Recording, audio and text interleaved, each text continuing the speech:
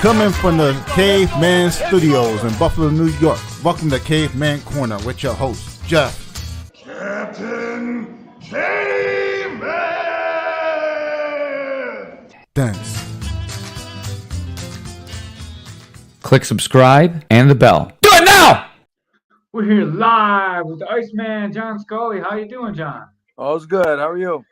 Good, man. You can't quite see the necklace like we did when we first jumped on, man, but the first thing I want to ask you about is that awesome chain you got going on there.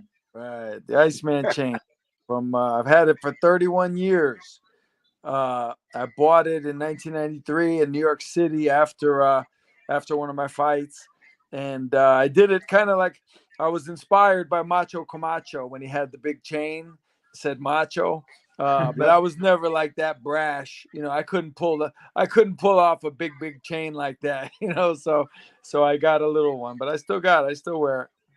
Awesome, man. I think that's such a cool story. Like the first thing I noticed about you when you jumped on is you were like all relaxed, and I saw the chain, and that's the first thing I thought about. And I was like, man, that's cool. And like you see, all the big guys got the chains now. It's not like it was when you were fighting, Not everyone's got one, but I think it's so cool because it's just the right size for you. I think it looks really good. For sure.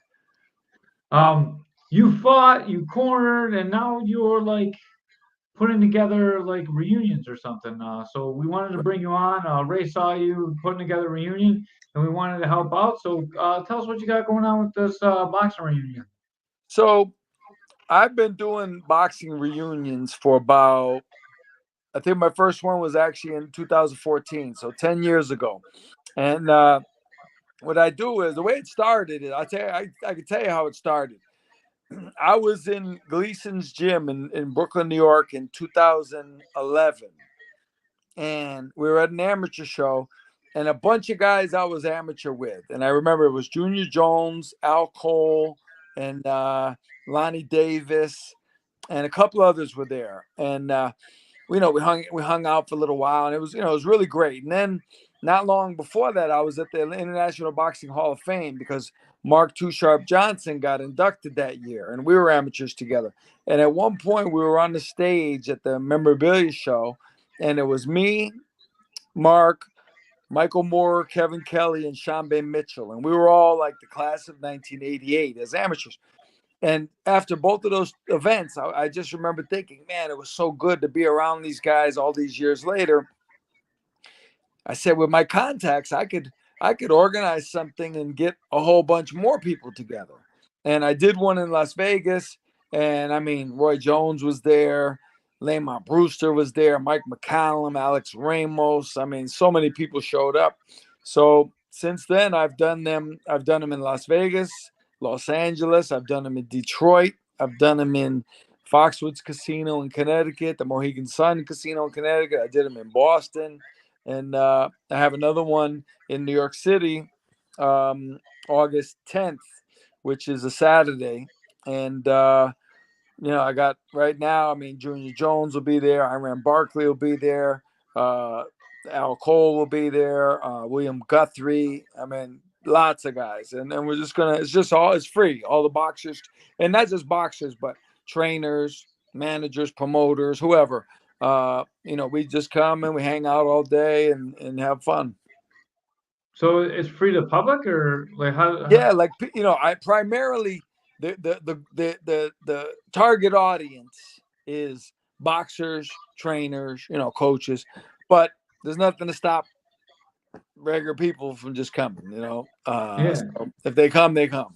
But it's primarily for the box. I put it this way: if we reach capacity and we have to throw some people out, it's going to be the people that weren't boxers, and they're going to have to go first. So, wow, this is crazy. You guys want to sell merchandise and sell autographs and stuff while you guys are there? Or? What we do last year, a guy named Eddie Montalvo, a friend of mine, he used to be an amateur boxer back in the day. He made a bunch of T-shirts, and we did it to raise money to help Wilfred Benitez. Donations to Wilfred. And he sold out. He sold them all in one day. He sold all of them. So I don't know. I don't know if he's going to make more for this year or what. I probably should turn it into a way to make some money for some people. But really, I've never had to pay to use a place. It's always been complimentary. I've always gotten it for free. So, and this is no different. Dave Diamante, if you know Dave Diamante, the ring announcer, the guy with the long dreads, he does all the big Oh fights. yeah. Right. Yeah. It's his bar and lounge that we're doing it at. So he's not charging anything. He's just happy to have all those guys be there. That's so cool, man. Like, Yeah. man, I thought we were gonna help you try and sell a bunch of stuff, and this is like Yeah. the coolest thing ever. Like, that's way Yeah. cooler Yeah. than like I helping. mean, people can come. I mean, I'm sure nobody's going to charge for autographs. I would be surprised if they did. I mean, if some guys if some of the fighters bring something to sell, well, that's okay with me. Like, Yeah. if you get a world champion and he's there and he's got some T-shirts he wants to sell and somebody wants to buy them, I have no problem with that. Yeah, that seems like you're missing an opportunity, a little bit of opportunity to make money, but like at the same time, like they're giving you like a free venue, so it's just a cool hangout. That's so cool. To be honest, like, it's funny you say this, because until you said it just now, it never occurred to me to make money off of it. I've always done it just to hang out. Like, it never dawned on me that we could make money. I just like, I mean, I literally love being around these guys, like guys I fought. Last year, like I did it at Dallas Barbecue on 42nd Street last year. And I mean, Joe Lipsy, who I fought, if you remember him, he was a ranked contender back in the day. He fought Bernard Hopkins for the title, and him and I fought each other at the Nationals in 1988, and I hadn't seen him since. And we didn't even really know each other until very relatively recently. So I met him there, and at my one in Las Vegas, I met a guy I fought at the Nationals. Actually, the day before I fought Joe Lipsy, I fought this guy, James Saunier. This year, I have, it looks like Darren Allen is coming, him and I fought each other twice at the Olympic trials in 1988, and he was a world amateur champion. And he told me today he's probably going to be there as well. So we're gonna have some nice people there, some great memories. It's gonna be really good. Man, that's so cool. I got an idea for you.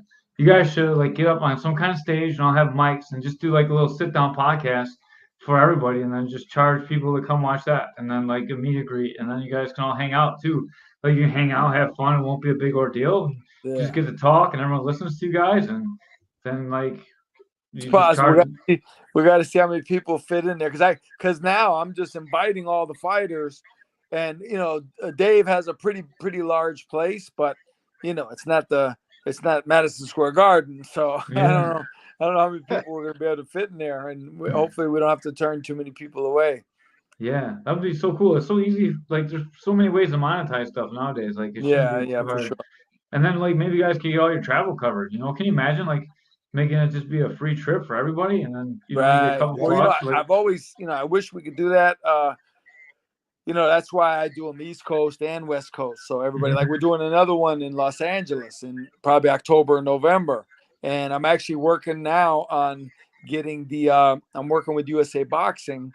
We're trying to get, and I've talked to the I don't know if you know, but the 1984 Olympic team, this is the 40th anniversary of all those gold medals they won. Two of the guys on the team have passed away, Steve McCrory and Pernell Whitaker. So the remaining 10, I'm actually friends with 9 of them. So I'm in touch with 9 of them. The only one I don't know personally is Evander Holyfield, but Henry Tillman, who was the heavyweight, he's friends with Evander. So he told me he'll tell Evander. So we're trying to do the 40th anniversary reunion in Los Angeles of the Los Angeles team. They fought in the Olympics in Los Angeles that year. So we're trying to do that. So I got some good stuff going on for sure. Man, that's really, really cool. Man, 40 years. 84 does not seem like that long ago to me, but I guess it is. Yeah. What did you think about Evander just fighting? He just fought recently, like last year. Did you see his fight? Well, he fought the MMA guy or something. Yeah. I didn't watch it. I don't like any of that stuff. I'm not into any of that. I hate it. I'm not into it. Yeah, I was going to ask you about the Paul brothers. How you feel about that? Honestly, I've never seen Jake Paul fight before. I've seen like a 5-second clip or whatever, but I've never watched those fights either. I'm not, he's doing what he does. Like I have no problem with him doing what he does at all. Right? People have said, "Oh, you hating on him?" I said, "No, man, I'm not hating on him. What I'm hating on, what I think is somebody needs to tell him is, you are not allowed to say you could beat Mike Tyson. You could trash Mike Tyson. You could, you would kill this one. You'd knock this one out. You're going to win the world title. I mean, you're a novice professional. No matter how you slice it, you're a novice professional. You're working your way up like everybody else does. But everybody knows. You never see a guy with 3 fights talking about, he can beat, Shane Mosley. He can beat Vernon Forrest. Like you don't. Everybody knows enough not to do that. That shows his inexperience, that he doesn't know enough, or he just doesn't care. But people are into it. They think it's entertaining. I'm not entertained in the least bit by the nonsense when I know it's not real. I don't care at all anything he has to say, in that realm, because it's just silly. And if I was training Jake Paul, I would say, look, man, don't disrespect these fighters by you as a novice with no amateur background. You're a novice pro. Like if they had a levels of pro, you're still a novice. You're not allowed to disrespect these guys. It's period. I'm not training you if you're going to do this. I understand you want to draw attention, you want to make money, but if you're good, your work will speak for itself.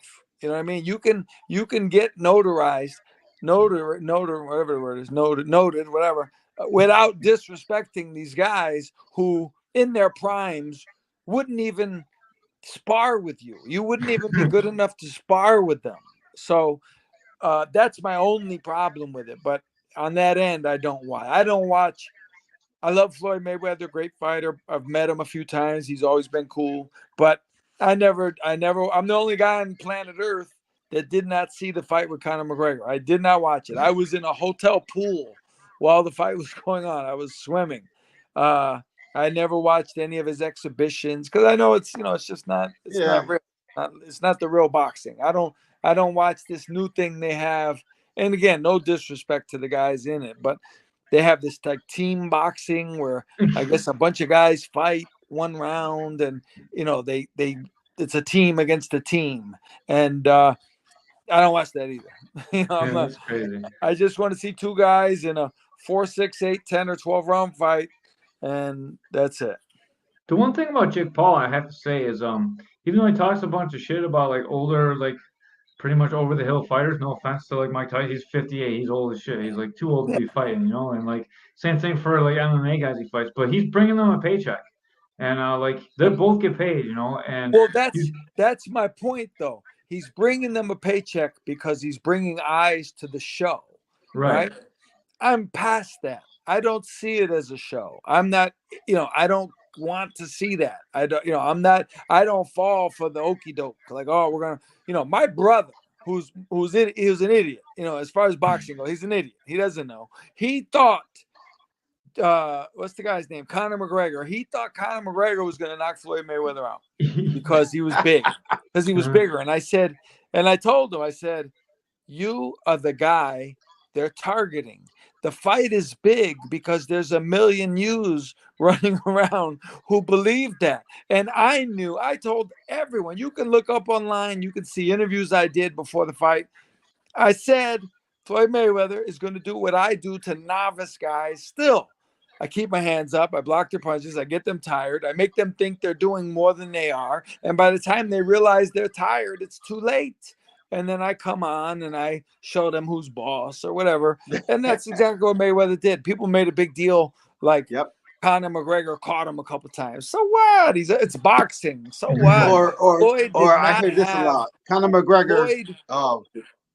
But look, let me tell you this. Like over Floyd the 4th did round. not have the nerves. You get hit more against a lesser guy because you're not concerned.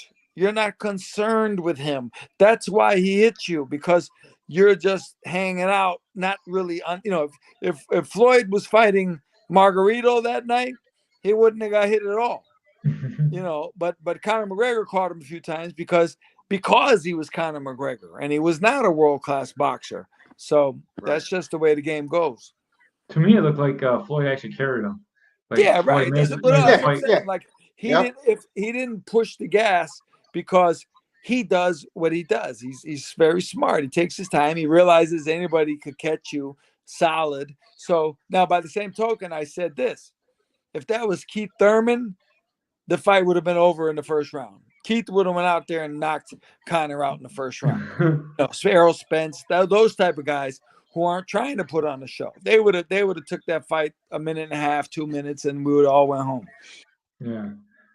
I was trying to make the point that I think some of these older boxers are enjoying getting a paycheck again, Oh and yeah, yeah, like for he's sure. helping them out too, because you see like some of these, like, no offense to Bob Arum and like some of them guys, and like some of the guys don't always get the money that they're promised, and it Yeah. seems like the brothers are making sure that everyone gets the money that they're promised. So Right. like Oh even yeah, though I've read that about where he takes care of the fighters and the girl, the female boxer he works with, and he takes care of her, and I respect that. I appreciate that, and I get it. But like I say, my thing is, you have so many people in bars and nightclubs, and they're on the internet, and that you can just tell they don't know anything. They think they're an expert because they're a Jake Paul fan and they watch him and they think it's real boxing.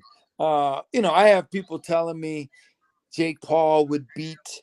I read a thing where he mentioned Beterbiev. I mean, come on, man, come on. What are we doing here? Like you cannot mention Beterbiev. You cannot say his name. You're not allowed. Like it's just crazy. yeah, and that comes back to the respect part of the sport, which is Yeah. it's kind of lost in today's Oh, fighting. Like there's you not see much for you see anybody. these right. You see these weigh-ins now. Even Oscar De La Hoya is on stage swearing and cursing at the press conference. I mean, we're lost. We're lost, and it's almost at the point of no return. These press conferences have gotten so, it's like two guys in a nightclub going back and forth, and all their friends are there going, yeah, what? It's so disrespectful to the sport. Anybody who is not a fan yet and is trying to be is going to see it and go, man, why don't I just watch WWF or WWE, whatever it's called, the wrestling? Why don't I just watch that? Because at least they slam each other and throw each other on the floor, you know. But I'm embarrassed that people think that's what you have to be today. Like you couldn't be Andre Ward today. You couldn't be Joe Louis. You understand? Rocky Marciano. You couldn't be those guys. Arthur. Arthur's not a superstar. He would smash these guys, but he's not a superstar because he refuses to disrespect himself and the sport by acting like a fool, like a thug, like a gangster. He refuses. He's too old for that. His religion wouldn't allow him to be that stupid and sell out so you can make more money. Do you think that? I mean, you've been in the game in the sport of boxing forever, and you've seen a lot of stuff. You've lived through stuff that like we only hear about and we read about. So like I would assume that you're much closer in tune with this than I am. But it seems like boxing has never been like one unified sport. Like if you watch UFC, like Dana White controls all the guys, so the best guys fight the best guys. But then in the boxing, like in the 80s to the 90s to now, it seems like it's been getting more and more split. Like all these different promoters are having different guys, and you never see the best of the best fight each other. Do you Right. think Yeah. this is what happened to boxing, or is it something different? I don't know. I feel like The way the boxing is run is horrible. Like, you just what you said, right? Like everybody's on their own agenda and their own pace, and it doesn't, like I'll give you an example. Back in the day, Sugar Ray Leonard, as a young man, early 20s, he fought in between November of 1979 and September of 81. So less than 2 years. He fought Wilfred Benitez, undefeated, Roberto Duran, who had one loss in, I think, 63 fights. He fought Duran twice. And he fought Tommy Hearns, who was a killer. Plus, he fought a few other guys in between. He did that in less than 2 years. Those 4 major mega super fights. Nobody's doing that today. They're waiting. Mayweather and Pacquiao waited, all those years. And I didn't. I was in Las Vegas the night they fought, but I didn't go to the fight. I went to my friend's house, and I think we got there late, and we watched like the last 8 rounds for free on his hot box. And then we went down to the strip and we hung out because all the boxing people were there and the fans were there, and it was fun. But I had no interest in the fight really, because I knew, for one thing, I knew Mayweather was going to win. Like, that was insane that so many people were convinced Pacquiao was going to win. And no disrespect to Pacquiao at all, but that fight was all wrong for him. And I knew everybody. I think they knew that. But it was just such a thing where they waited so long, and I'm like, Sugar Ray Leonard would have fought both of you already. You know what I mean? Come on, man. What are you doing? You guys, Sugar Ray, by the time he was, I believe, 24, he had already fought Duran twice, Benitez, and Hearns. And you guys are waiting till you're 49 years old to fight each other. Come on. Like, what are we doing here? So the boxing, the game, and I think Mayweather's to blame now for the fact that he stressed the business so much that everybody's scared to lose that. They want to, And I remember Mayweather, I was in the gym in Las Vegas back in 2003, and he was in the gym and he was talking about then, like he was like, Ali lost, Frazier lost, Sugar Ray lost, Hagler lost. I'm the only one who hasn't lost. So even back then that was his thing. And now you got guys that nobody heard of, that I barely heard of, and they're talking about I'm undefeated, and it's like, come on, man, like that's not just the goal here. You're trying to become a real professional fighter. Anybody could, anybody with some talent and backing could be undefeated for quite a long time if you really wanted to go that route. I think that's the one thing that boxing does much better than all, like UFC, or not even just UFC, but MMA. And MMA, like, you're fighting killers like all the way up to even make it to the big show. And boxing, you get taken up. Like, you fight guys that make maybe he's got a really good jab. Oh, he's got a really good cardio. He can take some shots. So you're gonna have to go 4 rounds with him. You're gonna have to go 6 rounds. You work your way up with like good competition, and so you're built up, and by the time you're fighting, if you get a couple losses in the beginning of your career, like, it's kind of over for you. So you really do need to get to like 12-0 and like 15-0 before you can really start getting, start moving up the ladder in pro boxing. It's a lot different than MMA. Like, you see MMA guys are like 12-4 or like 12-5, and they're good. They're good as shit. Yes. Well, that's what I mean. Like, my father got me into boxing. He was a boxing fan since the 1940s. And he told me it wasn't until the late 70s and the early 80s when network TV really showed all the big fights on TV. It wasn't until then that being undefeated even meant anything. Like, back in the day, a guy like Ralph Tiger Jones, I don't know if you know who he is, but he beat Sugar Ray Robinson. He had like 15 losses at the time or something. People didn't care back then if you had losses. They knew you were a good fighter. Whether you won or lost, you can't go undefeated if you're fighting good people and you're fighting close, tough fights. So, if Joe Frazier fights Muhammad Ali and one of them loses, well, that doesn't mean he's not good. He just lost to another great fighter. Well, back then they did that all the time. So they had losses, but they were good. And now it's a thing where people could have 2 losses and fans will go, he's done.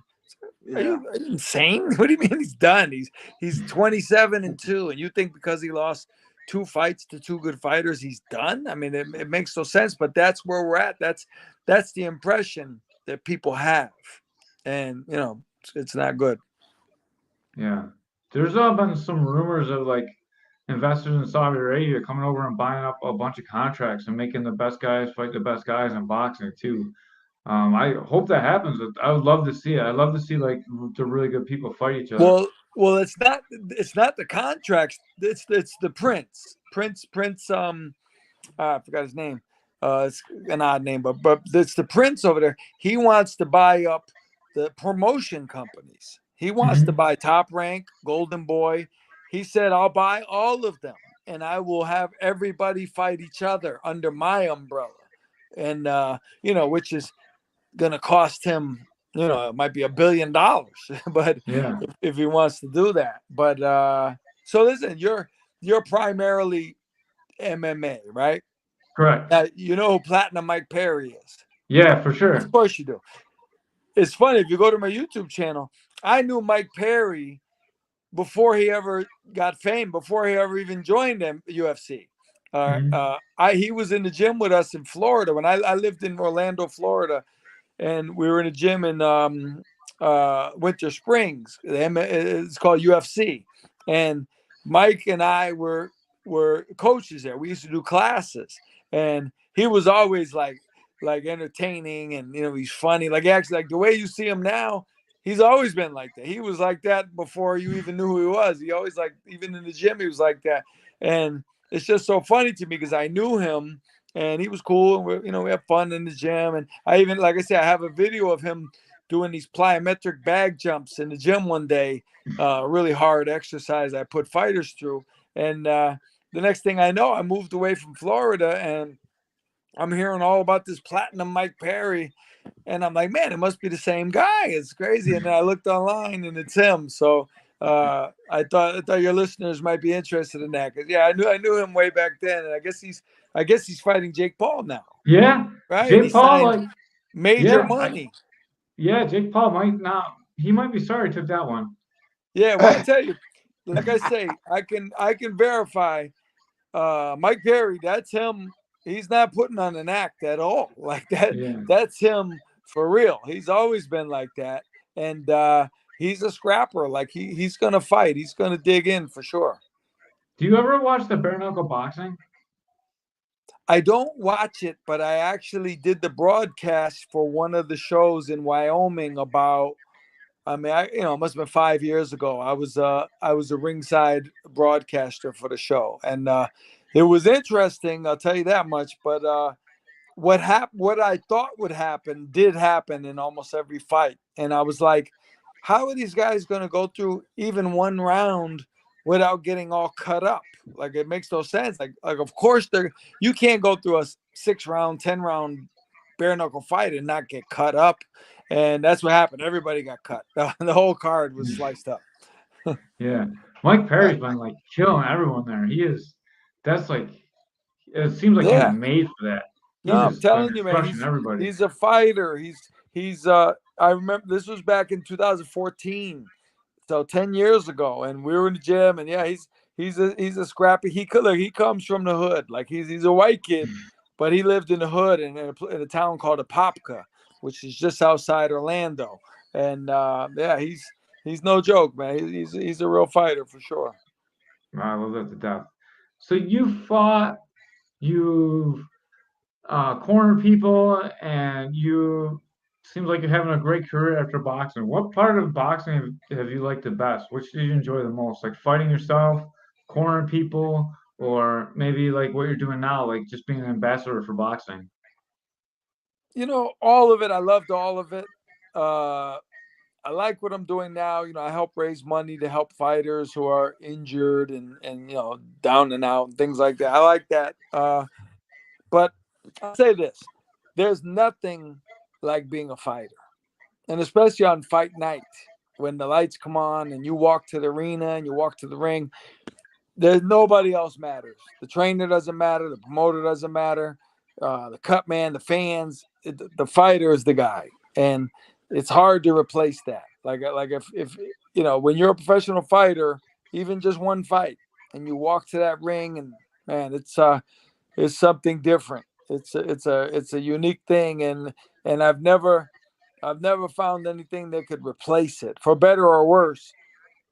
The feeling you get, like there's nothing like that. Even, I'm a trainer, and I've trained some high level guys, and we're in the ring, and everybody's in the audience. There's 10,000 people in the audience, and HBO or our pay-per-view or whatever we're on, and the camera's right there. And as exciting as it is, I always know, I'm very aware that nobody's there to see me. Everybody's there to see the guy next to me, and I know that. To me, I've fought professionally.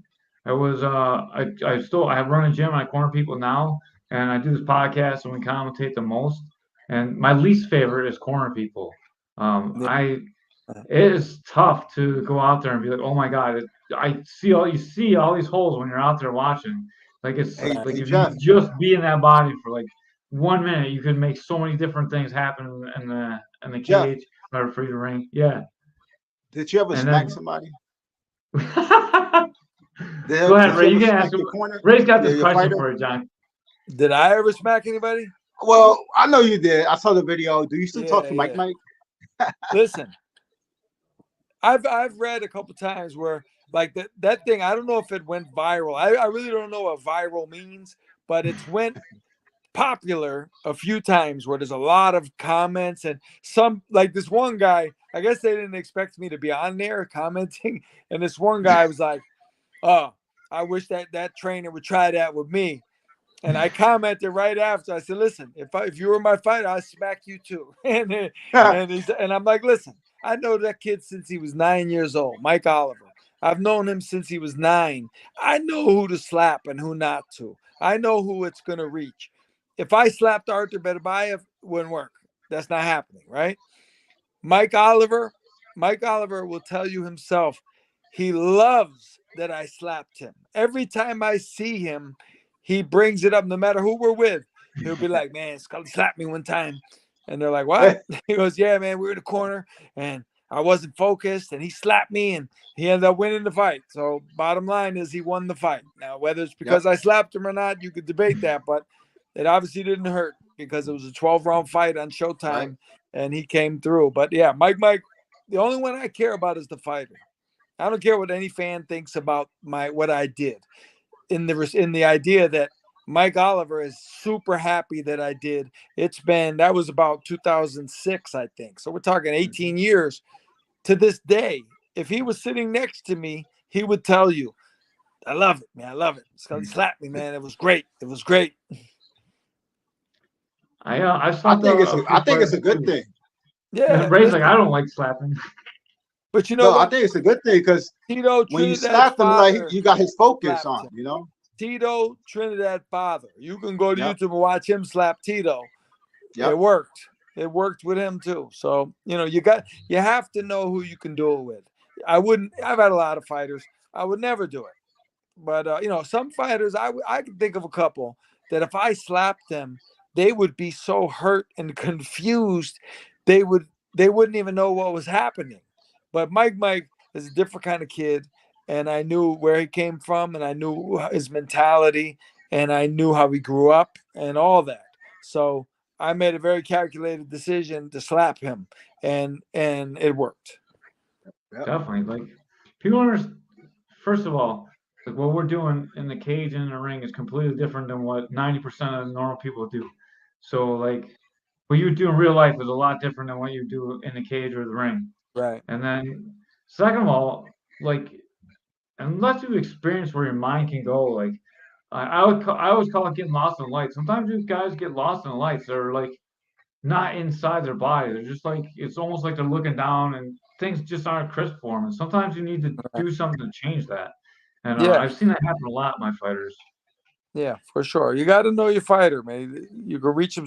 There's some things you could say to a fighter in a corner that would be, huge for them, right? And there's other things you could say the same thing to another fighter, and he'll look at you like you're stupid. Like, you really think that's gonna work with me? So you have to, as a trainer, part of your job is to know the guy and to know how to reach him and what you can get away with and what you can't. I almost don't like that the corners are so mic'd up now, and you can hear everything they say. Kind of like it better in the old days. Like now, like I'm always worried I'm gonna get canceled for what I say in the corner because I say some pretty bad things sometimes over there, and I'm worried one of these times it's gonna get out there what I'm saying in the corner. Oh man. So why don't you tell us a little bit more about your boxing career? What was it like back before we were when we were kids? When you grew up? Well, I fought amateur, on I was a Golden Glove champion several times, and I won a couple national tournaments, and fought some top level guys, and it was probably my favorite part of my career. And a lot of fighters used to tell me this when I was amateur. Pro fighters would tell me they liked being amateur better. And I remember thinking, man, but you're on TV and you're fighting at the Civic Center and all this stuff. But now that I've experienced both, I understand what they mean. And I appreciated the amateurs better. I mean, I got to travel. I went to Canada. I went to Puerto Rico. I went, tons of states and met so many people. Yeah, Buffalo. Yeah, you can't leave Buffalo out. And it was a great time, and I'm actually still in touch with a lot of the guys that I fought with, and even at least one of them, is planning on being at the reunion in August in New York City. So, and I haven't seen him since I believe the last time I saw him was 1988. So I'll be seeing him for the first time since we fought. Wow, that's crazy. That's a long time. Yeah. So, talking about you were in Buffalo, we got to talk about the two Buffalo fighters. Do you know Ross the Boss Thompson? I know who he is. I've never met him. I've never seen him fight, but I remember him. And the reason I knew him and knew his name was because at that tournament in Buffalo, he was from the Buffalo gym, and I was looking at the results one day, and his name was in there, and I saw him as my Facebook friend, or I saw him on Facebook, and I showed him a picture of the results. I think he was a young kid at the time. So that's kind of my extent with him. But from Buffalo, I know. Actually, I sparred with a kid, Les Ralston. Yeah, Les. Yeah, I sparred with Les once in about 2006. I knew Joe Messi a little bit. I was at his fight in Buffalo when he fought David Izon. I fought a kid named Rodney Collins, who was out of Buffalo, who's a good fighter back in the 1980s. I remember Virgil McClendon was Vernon McGriff. Excuse me. Vernon McClendon was from Ohio. Vernon McGriff was from Buffalo. He was a top 125 pounder amateur back in the 1980s. He was really good. So yeah, I'm familiar with Buffalo boxing scene pretty much. Nice. We got to talk about Baby Joe. That was our pride and joy for a while. Yeah, for sure. And Les is still really Roy active. Jones, right? What's that? You spar with Roy Jones? I sparred Roy Jones quite a bit. Yeah. Roy was in it from another world. But let me just say, I sparred with Les, and I remember I think they called him Fast Les. Was that his nickname? Something like that. Yeah. Fast Les, and yeah, he was very quick. He was very fast. He was a good kid. That was around 2005 or 2006. So I was retired at the time, but I still got in. I still work with guys. And I don't even know why he was around. I don't even know why he was in Hartford, to be honest with you. But we sparred at my gym in Connecticut. But I sparred with Roy Jones quite a bit. First time I saw Roy Jones was at the Nationals in 1987. And I didn't even know who he was at the time. But after I saw him fight one time, I called my father. And I said, man, you got to see this kid from Florida. This kid's going to the Olympics next year. And this kid's unbelievable. And, I knew then right away that he was going to be a world champion for sure. That's awesome. And then you got to spar with him like all the way to the pros, or? Yeah, we sparred as amateur and pro. Yeah. Nice. Oh, wow. Yep. Yeah, actually awesome. One of the clips from the amateur is on YouTube, and we were sparring in Sugar Ray Leonard's gym. And if you watch it to the very end, the camera at the bell pans to the left, and you can see Sugar Ray Leonard and Gerald McClellan on the bench next to the ring talking to each other. Oh, that's cool as shit. Yeah, for sure.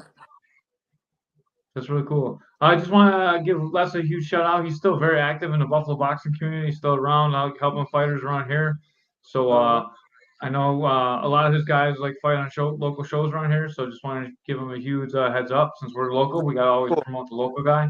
So Les is an awesome guy. I have a lot of experience with him, and like every time I've ever met him, it's been a super positive interaction. So he's awesome. If I had any fighters, I would definitely send them his way to touch up their boxing for sure. Yes, sir.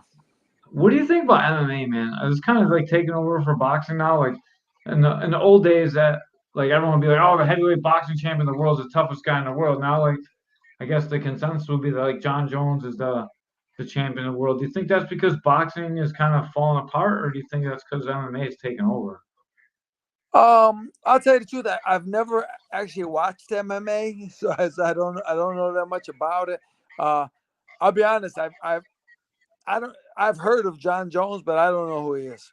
So, I guess it's a big sport, but I don't know that much about it. I would say a lot of people ask me like, "Oh, is MMA taking over?" And I'm like, "Well, the thing is this.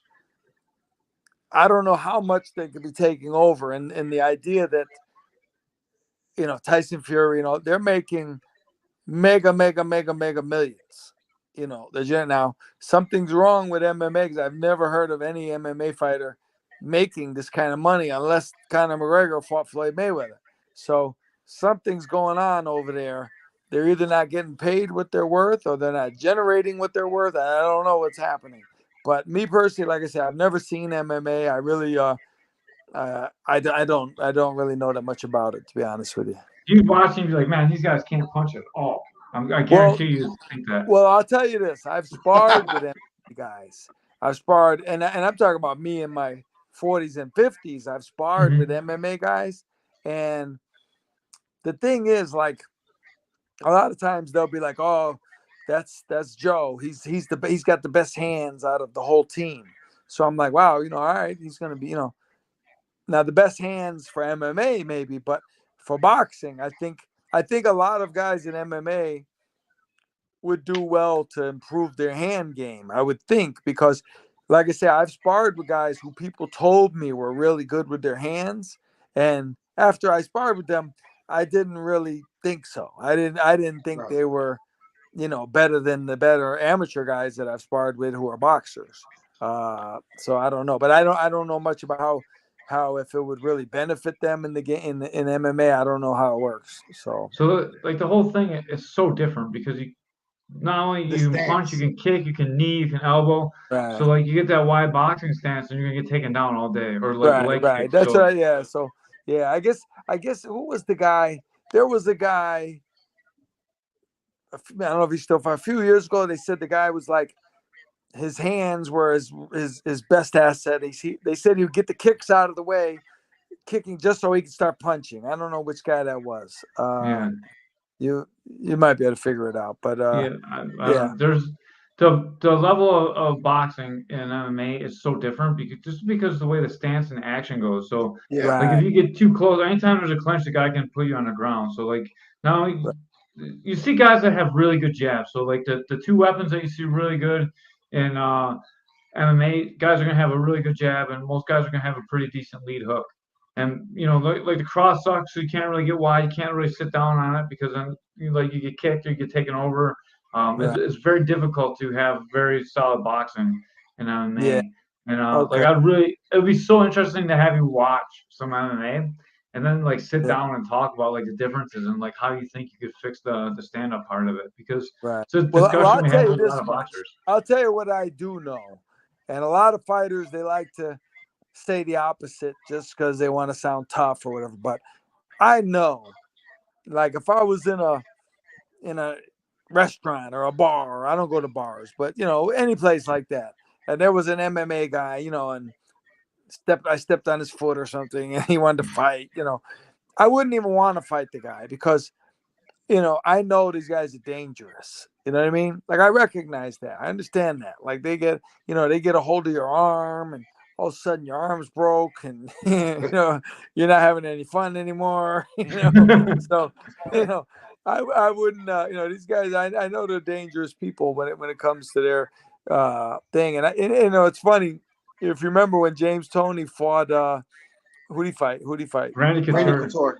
Randy Couture. Okay. So before the fight, I would talk to James every few days and I'd be like, man, what are you gonna do if he, gets a hold of you? And he's like, nah, I'm gonna knock him out. I go, yeah, I'm just saying, but what if he gets a hold of you? And he kept saying, I'm gonna knock him out. And I'm like, man, I don't know. Like, I'm sure he has a plan too, and that's to grab you. And, I don't know if he just didn't respect it, or he didn't believe it, or he didn't understand it. But, he went in, James, I think, went in with the wrong mindset. And that's why I would personally never even do it, because even if I knew how to do it, I wouldn't want to get kicked in the leg. And, that's not for me. I'm not with that. Dude, it sucks so bad to get kicked in the calf. Like. Well, let me tell you what. So let me tell you what. Michael Nunn, when he came out of, Michael Nunn is, right? Yeah. Okay. Yeah. Michael Nunn came out of prison about, it was about 7 years ago, whatever it was. And me and him are friends. We fought each other and we're friends. And when he was in prison, and when he came out, he did a kickboxing fight against some guy. You could look it up. It's a guy that's, I guess, in the Hall of Fame for kickboxing. I don't know the guy's name, but he's from Iowa, I guess. And they fought each other. And I talked to Michael after the fight, and it was so funny the way he was describing what it was like to get kicked in the leg. It was almost like he was a comedian, like he was Eddie Murphy, explaining to me how horrible it was. But he's like, man, I'm never doing that again. you can forget it. So I don't need anyone to tell me twice. I don't want to fight guys that kick in the legs, for sure. Yeah, it's a little sissy. I don't like it. Ray's a big leg kicker. Ray's all about the leg kicks. Our co-host over there, Ray. Ray's got a bunch of fights too. He leg kicked the shit out of one guy that couldn't even stand up anymore. It was awesome. That's what I mean. I'm not going with that. I'm not doing that. Yeah. Well, man, I want to thank you so much for your time. One more time, how can people come to the gathering you're putting together, fighters? Well, it's at a place on 8th Avenue, right next to Madison Square Garden. You could Google it. Dave Diamante is the owner. I don't know if it's called Diamante's. I know where it is, and I know the owner, but I think it might be called Diamante's. But his name is Dave Diamante. It's on 8th Avenue, August 10th, which is a Saturday, and we're gonna be there all day, just hanging out, reminiscing, taking pictures, taking videos, telling stories, and doing our thing. Man, that's so awesome. I love that you guys are doing it, and it's not really to make money too. That's so cool. I think this is the first podcast we ever did that wasn't a charity one. That we weren't trying to raise money for somebody. So right. This is so cool. Yeah, for sure. As soon as you said you didn't have like flyers or anything, I was like, man, how's he gonna make any money? That's the first thing I thought. And then I was like, because he's not trying to make money. I advertise it through Facebook and my text messages. I text message guys. I said, look, tell everybody tell all our friends, all the other fighters that I'm not in touch with. Just, we do the networking thing, and then it works out that way. Awesome, man. Thank you so much for your time, John. Yes, I appreciate you having me. You have a great personality too, man. You should definitely do your own podcast or something. You should get a fighter one going on. Man, I've been hearing that more and more over the last few months. But as I tell my friends, I have no idea where to even start. I have no clue how to do this. But if I get someone to be on my team, I guess it would be helpful. So maybe I'm gonna look into that. Yeah, definitely look into it. Like you have such a wealth of knowledge, and you're a very personable guy. Like listening to you talk is so cool. I feel like I'm hanging out with my dad's friends. Like it's just like all the cool old guys, Right. Yeah, playing poker and pinochle and taking everyone's money. Right. I think that might be in my future. Yeah, for sure. Yeah, for sure, man. And you guys should do like a podcast with all the fighters every time that you do these and sell it. Right. Yeah. Definitely make some money. I would pay to listen to it. I really would. Whatever you guys charge, I would $5 to listen to it. For sure, I would do that. That's such a cool thing. I'm definitely gonna look into it for sure. All right, man. Thank you for all your time. Thank everyone for watching. We appreciate you guys. Remember, if you're watching on YouTube, please click the like. I missed all my advertising too. Please click the like. Click the like and subscribe button down there in the corner. I know you see it. Please do it, and do it now because the more people that subscribe, the more money we make, and that's great for us. So we can have good guests on. All right. Thank you so much for your time. And with that, we are out of here, guys. Peace. Peace. Peace. All right. He peaced out. Oh, real quick. FCP was awesome. They did a really good job. The show was at a hotel. It's a super small venue, but man, the show was awesome. Some really good fights. Brandon Hay ended up getting a win, second round. You know, we've given him against Jay Smeltzer. That was a fight that was supposed to be on K4. FCP went and grabbed it, and man, that fight lived up to the hype. Brandon Hay got the second round submission. It was really great to see. Mason Lewis, his opponent was unable to fight, so he was not at the co-main event. Then the main event. Then Austin Rich Creek went from co-main to main event, and he won the title. He looked great. Those were the two really good fights. K4 King Gabe Vega, once again, now he's the FCP K4 or the FCP KO King 2. That's man, that's a lot of words for me to put together. Yeah. Gabe Vega looked super impressive, first round knockout in his Muay Thai fight for the title. It was supposed to be MMA up until a couple days before, and then he ended up winning the title, first round knockout. Aaron's guy, Aaron fought. My guy, Aaron Ackley. His guy came in, weighed in 10.6 pounds overweight over the agreed 140, so he's 150.6. We got him down to 48.9 that night. We're like, fuck this, we want 46.5. So we asked him to come back 46.5 the next day. Made 47.8, I think, or 47.6 the next day after that. But we ended up taking the fight, and Aaron lost decision. He kind of lost the first round, man. I was a little bit disappointed in the first round, but the second and third rounds he fought really, really good. And I think if he would have came out in the first round, I think he could have won that fight. We lost 29-28 that fight. And then my other fighter, Amanda, she had an injury going into the fight, and she injured it like 2 days right before the fight. And even up until fight day, we weren't sure she was going to be able to fight or not. But she went through, and she ended up losing. I believe she lost all 3 rounds. I have to see the scorecards. We're waiting for the scorecards to come in. We're going to take a look at it. But she was unable to kick. So if you know Amanda and you know that she can't kick, you know how well that fight went for her, you know. So she was missing one of her major weapons, wasn't able to use her legs, and it didn't go our way. She's looking to try and get a rematch in August, so hopefully we get that rematch. K4 is coming up very, very soon, just a few weeks away. August 3rd. Yep, August 3rd. Oh, I'm sorry, a month away. I thought this was July. I thought it was about to be August, dude. Oh, that's no. Crazy. It's June. I thought it was the end of July. Hey, man, got hit so many times, folks. All right, so 5 weeks from now, we're going to be having we'll have some K4. I know one of the major MMA fights, and I'm sworn to secrecy. I can't tell you who it is. I can tell you who it is, but I can't tell you right now. Okay. I will tell you when we're off the air. I promise I won't. I promise I won't tell nobody. So those announcements will be dropping soon. I know there's going to be some really good fights on this card. The last card started out great. He really had the card booked really, really well. And, you lose some fights. When you lose fights, then you have to reschedule fights. And, on paper, they don't look as good. But the fights were all really good last time. So, obviously K4 is one of the premier shows in the area. And they're always going to have a great card. And then FCP is coming up after that.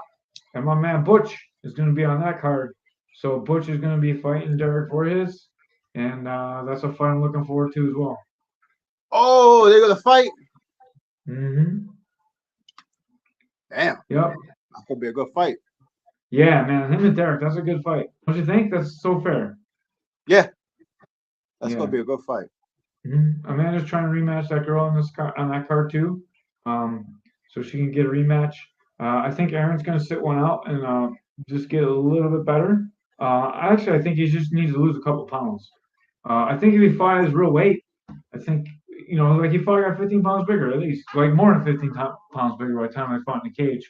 You know, I did fatten Aaron up to get him to 140 because he wanted to fight 35. He was walking around 38. I was like, all right, you got to eat all this. So he got up to 140, and the guy comes in at 50. You know, like it's so hard. That's man. Yeah. So we'll get him 35. Caster Cones is coming up in September. We got to make sure that we plug that one too. Andrew's been one of the best guys in the area. Been there forever. So I don't think I have anyone on that show yet, but I'm trying to book that one. I may have this guy Cam. I'm trying to get Cam on that show. I got a really good young athlete. If I could ever get him in the gym to train, he could probably already fight in August. But September would be a good debut for him too. In the city of Buffalo, it's close to his house. Not so bad. Yep. Cam is a good guy, good kid. And then my man Elfrey is going to be competing in grappling against. I can't say this, but my man Elfrey is going to be competing in grappling, not this K4, but the next K4, and he's pumped for it too. And it's a match we've been waiting for a long time, so be good.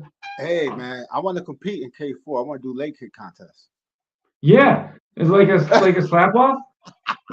Yeah, but with leg kicks. I like it. We'll have to talk with man. Who do we even have to talk to? I don't know. We'll have to talk. Would it be at Kilkenny or would that be New York State Athletic Commission? I don't know. We got to talk. We'll ask Tom who we should talk to. Tom will at least be able to point us in the right direction. I don't think like he can make that happen, but I think a leg kick contest would be awesome. Oh yeah. Start off before the fights. Have like 1 or 2 before the fights. Yeah, like I think that's the one of the best things you could do because look, you're not gonna get brain damage. Right. You know, it's not like the slap contest, which is kind of like you're gonna get concussed no matter what. You know, unless you knock him out in the first slap. Right. Leg kicks, you just what? What's the worst you could happen with a leg kick? Break a leg? Well, you probably get compression syndrome, and then you have to get your leg amputated. That'd probably be the worst thing that could happen. Probably the second worst thing that could happen would be a broken leg. And then, like, the third worst thing is you just fall down and can't walk. Like, it's not terrible. For combat sport, that's pretty low risk. You probably be like in a week. You probably have trouble using the bathroom for a week. Yeah. Especially if Ray kicks you in the coconut on accident. Check out our groin strike video. We have that posted too. I think I'll make another Caveman for President video. I think you should. Yeah. I gotta think of some funny stuff to put in there though. Be like Biden. Leg kicks and I'm gonna leg kicks. Leg kick Medicaid. I'm gonna leg kick Medicaid. Poor Biden. He's like a zombie. Dude, I feel bad for him, kind of. You know, like what a terrible choice you're left with. You're left with, like, no offense to Trump people, but all Trump does is like lie about stuff and like brag about himself. And then you got Biden who can't like put sentences together. Like it's a terrible election for the American people, man. I think without a doubt you should vote for Caveman for president. Take your extra vote, you just write in Caveman, and I promise you, I will take the same bribes that they're taking, but I will tell you who's bribing me, so you know what to listen to and what not to listen to. I promise to be transparent with my bribes. Yeah. Right? Yep. Yeah, I'm trying to think of like a video. I gotta make a funny video with that. Yeah, that was funny. Didn't you have like a weird haircut? Yeah, I did the bald cut. Yeah.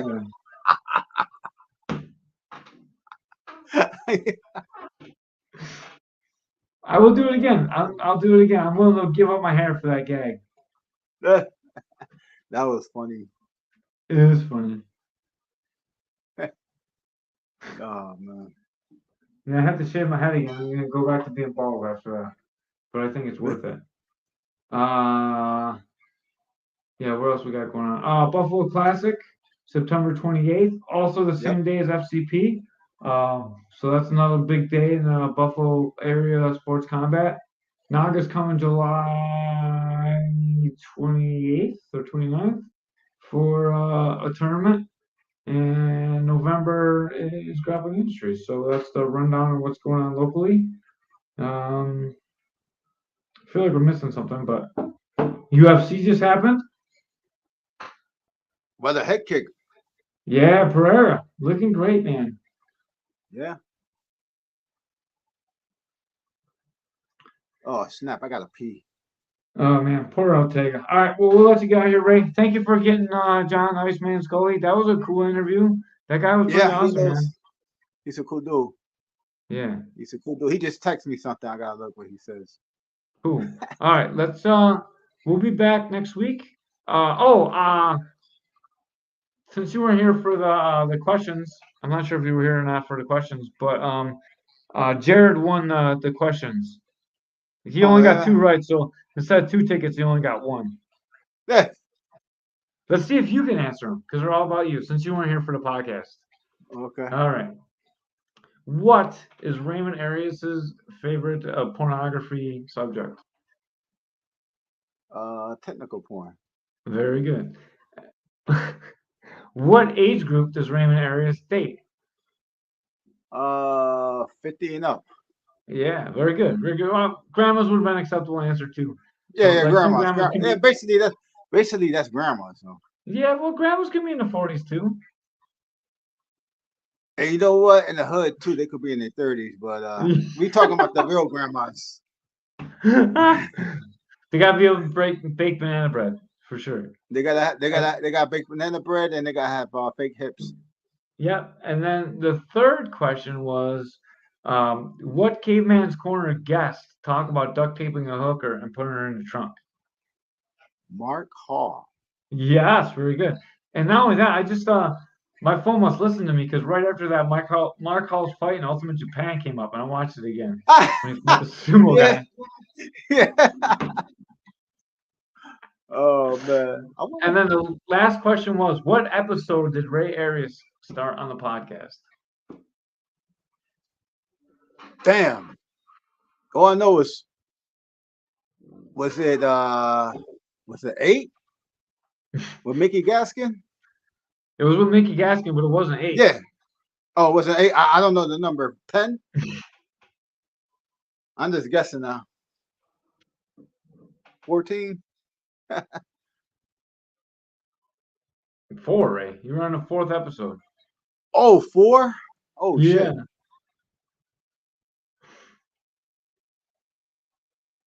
I did you were on 4, and then you started back, and then you were full time on 8.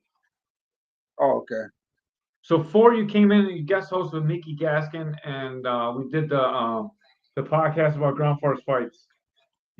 Because Chris, the guy who had the original co-host, couldn't be there when we were still at Fanduzzi, and then you took over. Yeah. Oh. Yeah, that's the old days right there, Fanduzzi. Yeah, the old Fanduzzi days. And then you've been there ever since, man. So we've done we're like 200 episodes together now. Not really, because you're not there for everyone. Yeah. This is 207. You started at 4. Okay. Yeah. We've done a whole lot together, man. It's been like 7 years of this now. Yeah. You're like one of my longest friends, just so you know. Oh yeah. Yeah. Man, I don't know. Okay, man. This last few months, I feel like I've been having bad luck with the eardrum busting. Oh, should I tell that story real quick? Yeah, you gotta tell the story now. Tell you how your dog broke your ear. Yeah, so I had a Q-tip. I was cleaning out my ear, right? And then I just leave it there like an idiot. And I sit down and I call my dog over. My dog jumped up and hit the fucking Q-tip and then went deep inside my ear. I'm like, fuck. So like I was pulling it, it wouldn't come out. So I had to use a little force and all this blood came out and went to the ER. They was like, you gotta bust the eardrum. Got a hole in your eardrum. And yeah, so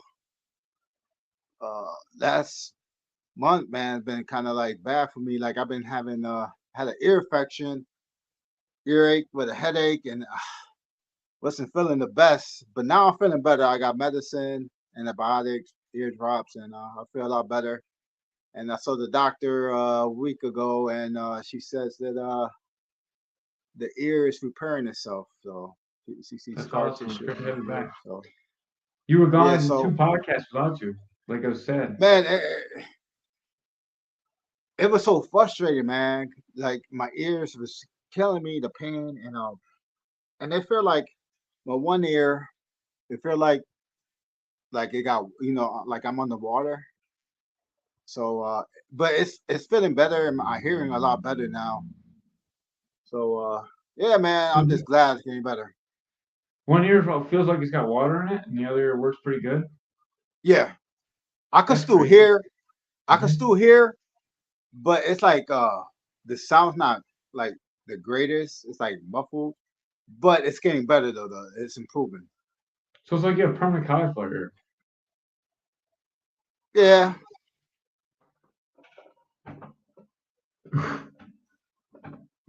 Hard to hear with them things. Yeah. Yep. But it's Um, getting better can you though. put earbuds in? Can you put earbud in there, or does it hurt like a motherfucker? No, no, it don't hurt. It don't hurt no more. It don't. In the Good. beginning, it was hurting. Like my ears was all Mhm. red and like it was sore. Oh yeah, another thing too was like I was getting like discharge come out my ear. I put like Oh, a little cotton in my ear. I can't get the doctor don't want me to get don't want water to get in my ear. So when I took a shower, I put a little cotton, and I was getting a lot of discharge coming out my ear. Like I fell asleep with a cotton in my ear, and it got all so. I woke up, it was all soaked up, and it was like, oh, this discharge in my pillowcase and my bed sheets. It was nasty. good thing you like grandmas. They're used to the gross stuff. Yeah, so but now I haven't had discharge in a while, and like I said, my ear feels better. Good, man. Um, I'm really glad. yeah, Good it's for just been the. fun. Last last few months been frustrating. Mhm. It's really been frustrating. Um, and then you know, my ears were sore, and it's better now. It's not sore no more. It's healing up. That's all I could ask for. Um, and then my legs was killing me for a minute too. My left leg, I've been having pain from like my butt cheeks, my glutes, all the way down to my knee, and then my legs. Yeah, It's been you were killing talking me. about that when I was trying to Yeah, get you in the gym to train. yeah. I've been taking like pain medicine. I've been taking pain medicine every day, but now it's a little sore, and I haven't been taking pain medicine, so it's getting better too. Good, man. That's good. Then we get you back in Yeah, it was training, and like it was so frustrating. I had an earache, and then my leg was killing me. It was like I had to take pain medicine. It's like my knees were locked up. Like I had to drag my leg. It was hurting so bad. It was crazy. maybe the old is just rubbing off on you. Maybe you need to like go date an 18-year-old for a couple weeks, and you feel how good it is. Oh damn, that's messed up, man. Yeah, but I feel better though. I feel better. Good. Um, my legs feel better. And then I was kind of pissed off too because I really wanted to. I know you had some fighters, and I really wanted to help out with sparring and shit like that, and I couldn't do it. Yeah. It been good to have you in because you're a great sparring partner. Hopefully, you're like Butch's size though, so hopefully we can get you and Butch like getting some rounds in for Butch's fight in Yeah, August. That'd be great. yeah. I felt bad for Aaron. I wanted Yeah. to work with him, but it was just like a bad month, man. It was like legs was hurting, then my ears was hurting all at the same time, and I was really pissed off. I was in a bad mood. Like I was, like I had an earache and a headache. I was snapping at people at work. I was like, what? And at home, what? I, I wasn't feeling good. It was now I'm feeling better now. So yeah, Good, man. I'm yeah, sorry that you went through all that. I wish you'd read out more. I would always help you. Whatever you need, I'm here to help you with, man. yeah. It was. It was very terrible. I don't want to go through that shit again. I'm just glad I'm healing up, and I wanna, yeah. Me too. I'll help you out with anything. Oh, I wanted to thank the community too. So I don't like to really ask for anything ever, but the Western New York community really helped me out quite a bit. I went to the fights and I had my money box with me to cover the tickets because I didn't have all the ticket money, and I wanted to make sure that I had enough ticket money to cover tickets because the fighter tickets that the fighters sold were all in my name. So I wanted to make sure that no matter what, I could pay for the tickets. Because they're in my name. I don't want the gym to look bad. I know all the fighters are good for it, and they pay me back later, even if they didn't have it. So I had all my money in the money box, and it got stolen out of my car. So like all the money from the gym got stolen, and it was locked in my car. I had a T-shirt over it, so no one could see it. The doors were locked when I left. When I came back, the doors were also locked. So I opened up the car, went in there, and I was driving home, and I stopped at the rest stop to go get food. I went to get money out of the money box. The money box wasn't there. I was like, what the fuck? But I didn't think about it. I was like, oh, I must have put it in the trunk with the gear. And then the next day when I got to the gym, I looked through the trunk, and it was not in there. So someone at the venue opened my car door without breaking the window or the lock, unlocked my door, got the money box out, locked the door back again, and got all the money. So I think someone cased my car. But all the community came together. My students made a GoFundMe for me. I would never like do that myself, but they made a GoFundMe for me, and people sent me money, and you sent me money too, and I really appreciate it. I appreciate it from everyone in the community, and I really appreciate it from you. So thank you very much, Ray, and thank you to everyone that helped me get that money back. I know $2,000 doesn't sound like a lot of money, but for me, that's like it's like everything I have pretty much. Trust me, under It Biden, was good. it's a lot of money. What's that? Under Biden, it is a lot of money. Yeah, for sure. Oh man, but I really appreciate all you guys. So everyone in the community, thank you so much. And like I try and help the community as much as I can, and I can't tell you how heartwarming it was to see that everyone helped me out, and I Yeah, love each and every one I, of you guys. I, Everyone that helped me. I seen that. I seen the GoFundMe. I seen the people that donated, and I'm like, wow, class act. It's you know, when something happens in the community like that, people come in and help out. That's a good Yeah, thing. it would have been terrible. I mean, it would have been not great for me. So I'm glad that I got it, and it was good. I was able to so we got the belt test done today. It was great. I have like 5 kids test, 3 passed, 2 are gonna retake it, and like all the snacks, all that stuff, that all comes out of that petty cash. So like without all that money, like it's hard to do things like that. So Yep. like the picnic, when we do the picnic next month, all that money from that box is like paying for the picnic. That's all the stuff that goes into the gym outings. It's like all the leftover money goes into there, and it all goes back into the gym. So all the stuff that I do with the gym and all the money I give to the fighters at K4, all that comes out of there. So I appreciate you guys, and it's only gonna go back into the community, but it enables me to help out at my gym, and I appreciate you guys so much for helping out. I'll probably make a little short of this and just post this part too, but I want to make sure that I said all this on there. So thank everyone very, very much. It's crazy, man. Like how we try and kill each other, but we all love each other. It's Yeah, an interesting dichotomy that we have in the community. yeah. Like we like, you like training with people. We like choking each other out and snapping each other arms, Hmm. but like at the end of the day, it's like family. Yeah. Oh, I'm gonna break down that video too. Where the guy gets choked out and his arm is broke. Did you see that one yet? No. I'll send it to you after this. I'm gonna make a video. I'm gonna break it down. Oh yeah, dude. Yeah, that'd be sweet. Break it down. Do a breakdown. Yeah. Do a caveman breakdown. Yeah. Whose Now the fault is it? Gracie's. You know how the Yeah. Gracie got their own breakdown? Uh-huh. Caveman breakdown. Yeah. It's so the Sounds guy bad. gets put to, so the referee's watching. The guy's in an inverted triangle. Oh, no. I did see that. Yeah, the I guy did goes see to that. sleep. Yeah. Yeah, the guy goes to Yep. sleep. He's looking at the ref. The ref doesn't do anything, so it breaks the guy's arm. And that guy's arm's on backwards, and he's choked out to sleep. And the guy's still looking at the ref, and the ref finally gets in there. And we're gonna talk about. I'm gonna break this down in a video and be like, whose fault is this? Even the commentator was like, "Stop the fight! Yeah, it was pretty Stop bad. it!" How did the ref definitely did not a great job in that fight. Maybe you see. I think if you're gonna be an MMA ref, you should have fighting experience.